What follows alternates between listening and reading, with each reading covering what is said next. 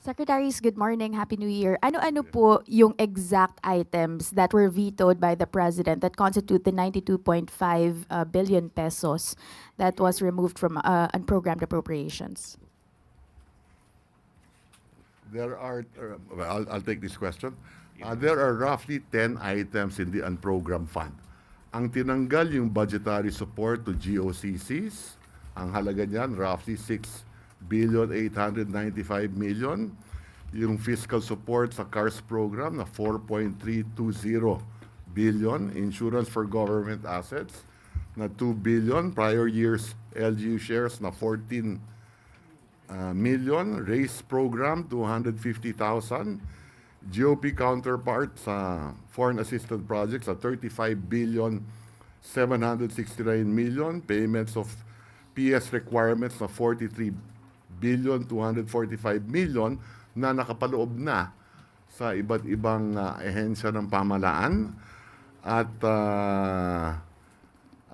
natanggal na rin naman, I think during yung sagip, wala na yung 80 billion na sagip. Wala na rin yung Nampeday property na 210 million.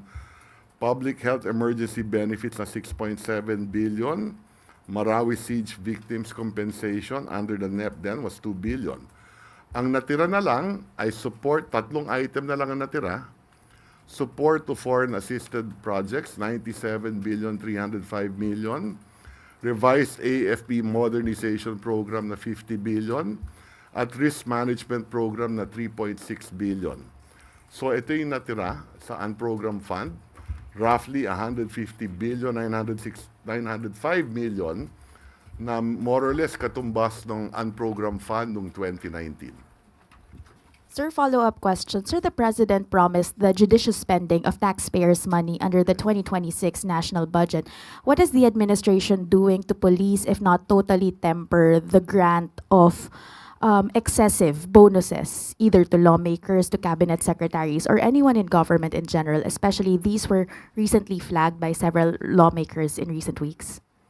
Well, in the executive branch, wala naman excessive bonuses to begin with, no?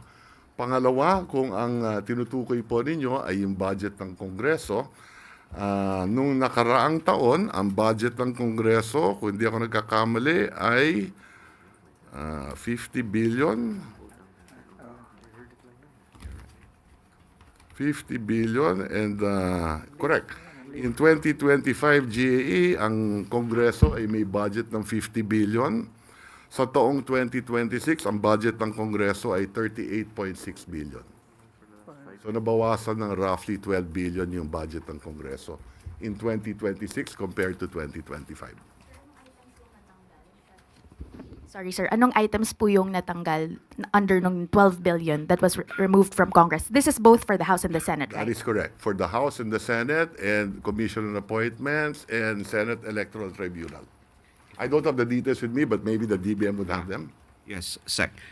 If I may, as far as the NEP of the Senate and the rest of the Congress, just to give you details, okay, for Senate, it's 7.5 in the NEP and it increased to 8.5 billion. And then for Senate Electoral Tribunal, 329, and it became 389 million. Now, for the commission and appointments, it's 1.089 billion to 1.680 billion. Then House of Representatives, that is 17.2 billion to 27.7, and the HOR Electoral Tribunal, 255, the same amount as far as the GA is concerned. So NEP level. Okay, thank you. Follow up? Yes, Ivan? Good morning, Secretary, sir. Sinabi po ng Pangulo, hindi hahayaan ng administrasyon na gawing backdoor for discretionary spending on unprogrammed appropriations. There will be strict guidelines, clearly defined triggers bago ho ma-release. What are we going to do differently this year? Kasi I suppose these are existing guidelines already. Those that existed the year before. Paano ho natin ito exactly gagawin? Well, unang-una, nabanggit ko nga kanina na nung nakaraan, meron yung sagip, infrastructure and social programs sa lump sum na mahigit 80.8 billion. Wala na ngayon yan. So of the 10 items or more in the unprogram, ang natira 3 na lang. So what are the 3 items? Again, revised AFP modernization program na 50 billion, yung risk management program na 3.6, ito ay patungkol sa mga contingent liability natin sa PPP, at yung support to foreign assisted projects na 97 billion.